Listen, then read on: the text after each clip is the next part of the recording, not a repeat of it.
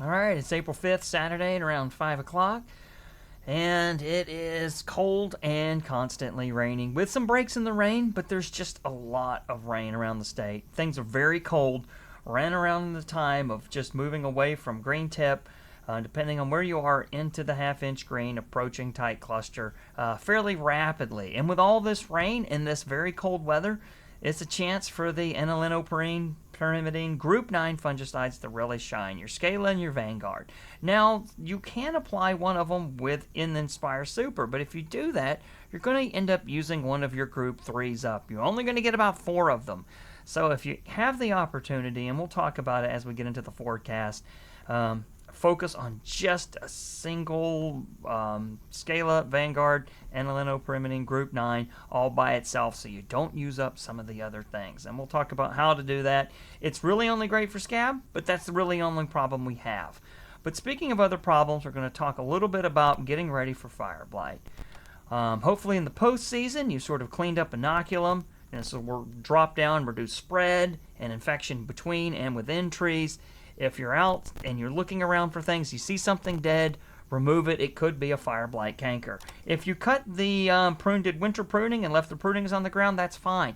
The fire blight needs an active, living, growing tissue in order to ooze, spread, and get splashed all around the orchard. So these things can just dry out on the ground, in the orchard floor, even in the snow. The snow is insulating them, but they're just drying up and dying. Fire blight can withstand cold, but it can't really actively grow again and ooze if the tissue is dried up and dead as well.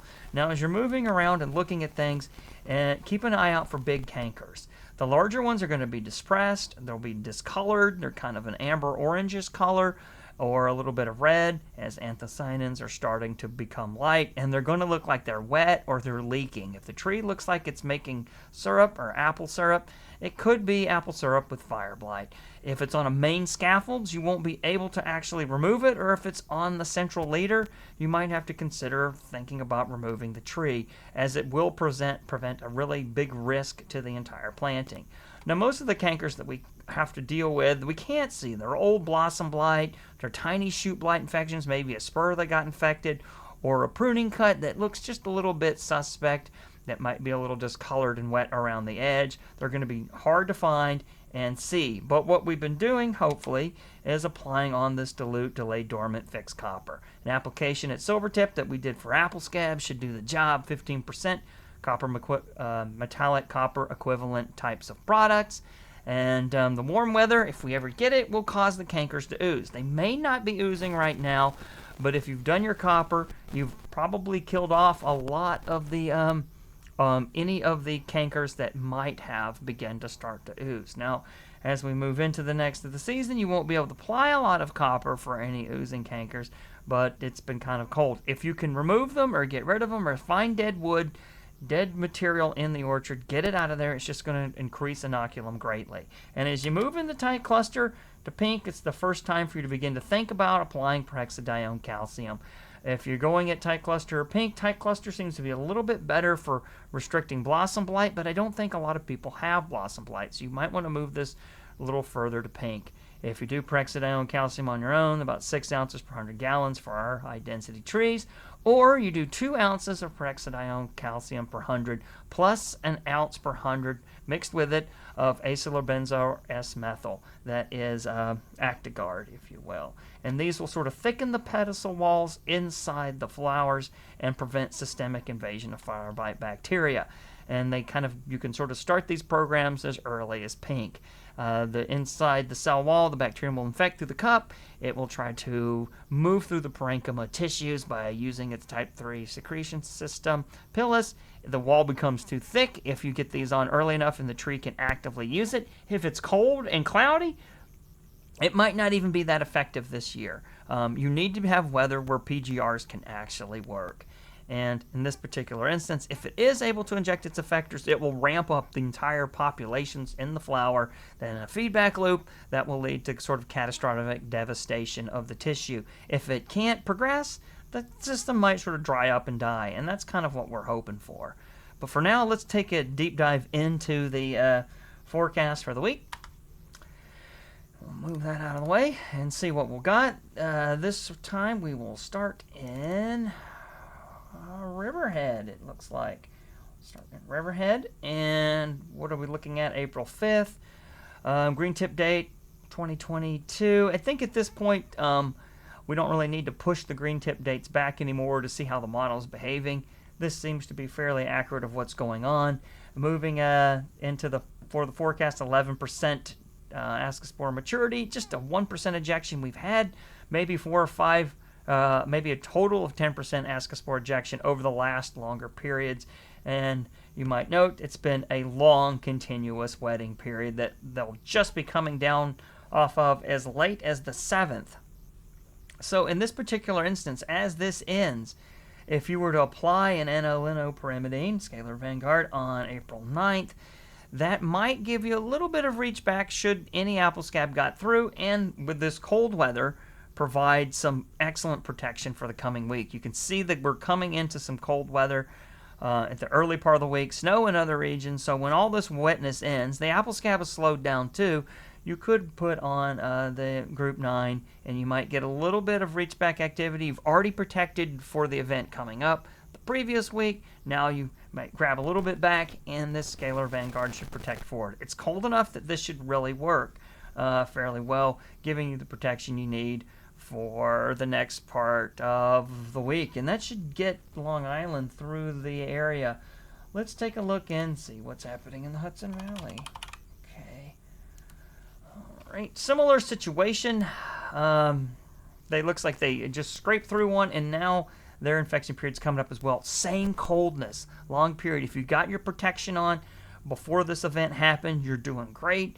And then once all this gets through, it's going to be about 0.66 inches of rain. Wash it all off, put on scalar Vanguard, do a little bit of reach back into that 8th, and move on to protect forward. Similar situation, just like maybe a 5% release, which isn't much. You're not going to need the strongest fungicide in the world to get rid of it. Cumulative ascospore ejection of about 9. You can kind of move into there. And we'll see as we get into the other sites if we think about just going protection, or do they need something with a little bit of reach back? These are good on scab, and they're great in cold weather, so the opportunity exists. We'll move it up to the Capital District. Let's see how we're doing. Same sort of scenario. Less ejection, just 1%, and just 2% cumulative discharge. So if you've been into the week in the Capital District area, this is not a heavy period. It's a lot of rain, but not enough to wash your protection off, but enough probably to stop the infections early on. In this case, you may or may not need the Group 9 to come in there and do some back cleaning, because it's a pretty cold event. It is an infection period, but it's pretty cold. But if you don't have a lot of green tip, you could just re-protect at the beginning of next week when you see how that ends up looking.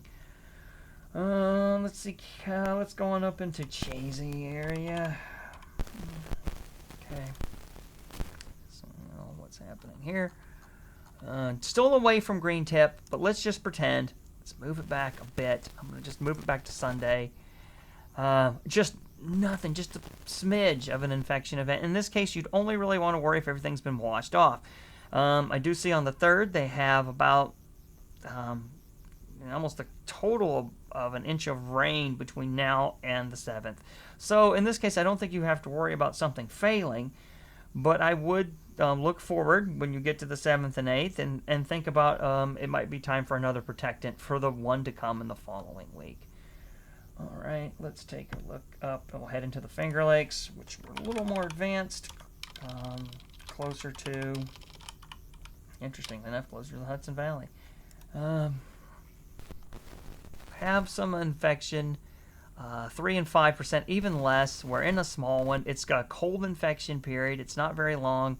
Not even only, about a half an inch of rain for the most part. So I would say if you had your protection on previously, it's probably weathering, but you can look into April 9th and 10th and decide when is the next best time to re-protect the orchard. Okay, Williamson. Let's pick this one. Similar situation. They're in the green tip.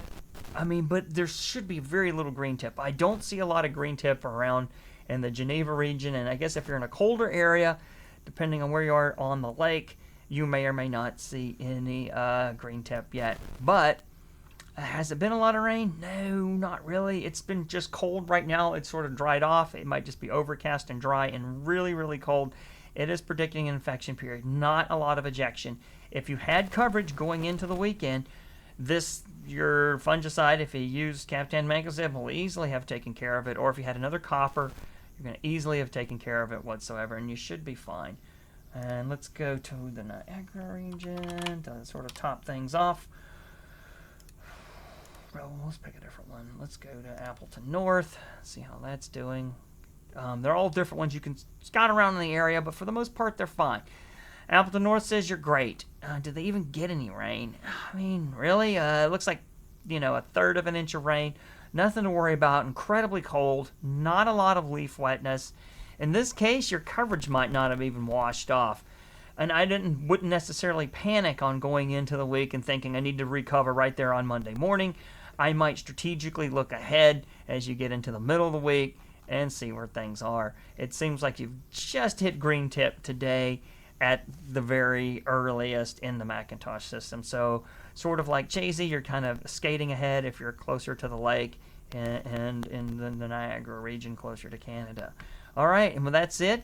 We may start talking a little bit more about fire blight next week because it might be visiting Long Island soon. All right, have a great week, and we'll see you later.